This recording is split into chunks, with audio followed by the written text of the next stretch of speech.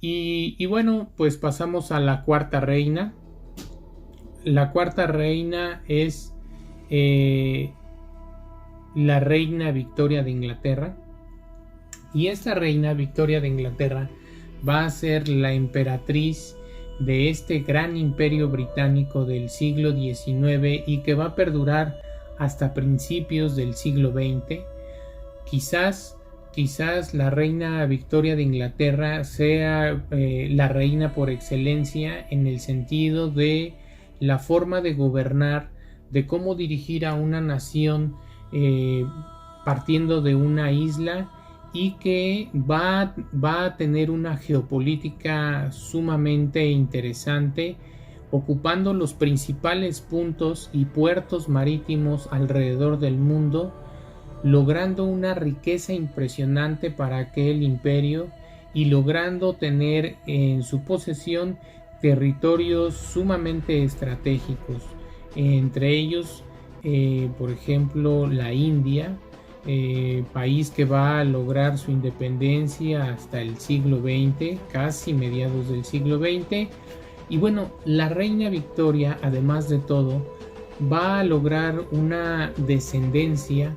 que va a permear prácticamente en los países de Europa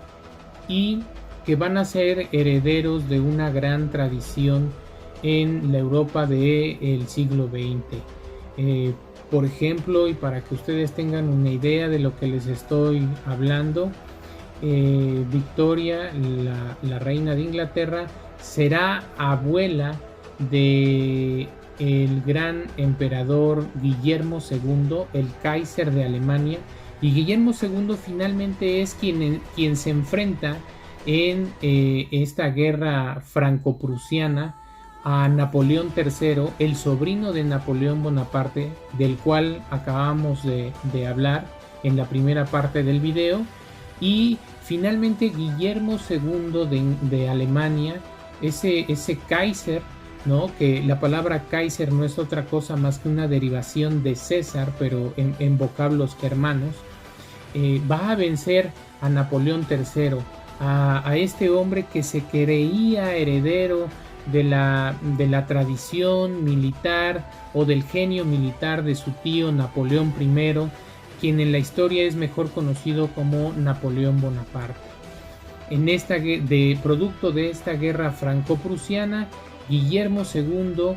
va a lograr constituir el imperio alemán. Recordemos que es fines del siglo XIX, 1870 estamos hablando, y los dos últimos países de Europa en conformarse como naciones será Alemania, y producto de esta guerra franco-prusiana sacará provecho Italia y se terminará conformando la Italia del siglo XIX.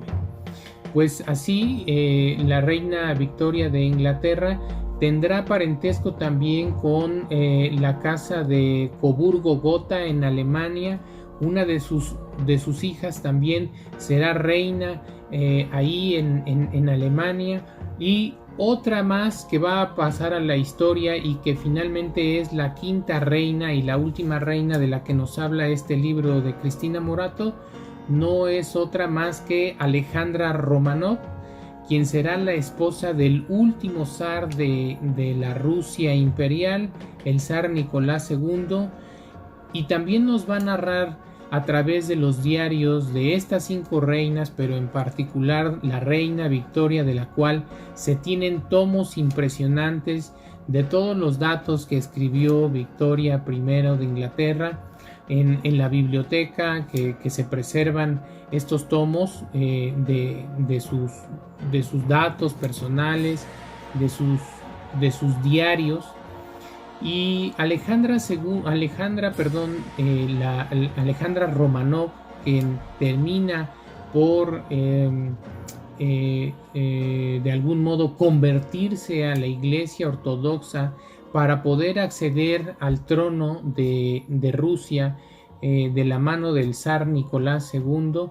también escribirá y nos revelará a través de sus diarios cómo fue la vida con Niki, a quien cariñosamente le llamaba a su esposo, el zar Nicolás II, un zar que también se va a enfrascar en la guerra, en la Primera Guerra Mundial. Y entonces con este libro, junto con otros datos y otros textos que podemos consultar, podemos confirmar una de las tesis y de los postulados que sostienen otros grandes historiadores respecto de que la Primera Guerra Mundial no fue otra cosa más que un enfrentamiento entre familias. Es Alejandra Romanov contra Guillermo II de Inglaterra, su sobrino, de algún modo sus tíos en contra del sobrino, la abuela Victoria de Inglaterra apoyando a sus hijas por un lado, pero también pues teniendo este sentimiento por sus nietos. En fin, la verdad es que Las Reinas Malditas resulta ser un gran libro con muchas referencias, muchas fuentes que podemos consultar para tener un mejor panorama del siglo XIX. Y sin duda el siglo XIX será el siglo que marcará a la humanidad en los principios del siglo XX. Y concretamente, lo vuelvo a repetir, será de gran trascendencia este tipo de acontecimientos que sean estudiados para aprender un poquito de la Primera Guerra Mundial. Y después otros grandes historiadores dirán que la Segunda Guerra Mundial no es otra cosa más que una guerra de revancha entre aquellas potencias que se quedaron dolidas, las perdedoras frente a las triunfadoras. Sin duda, Cristina Morato aporta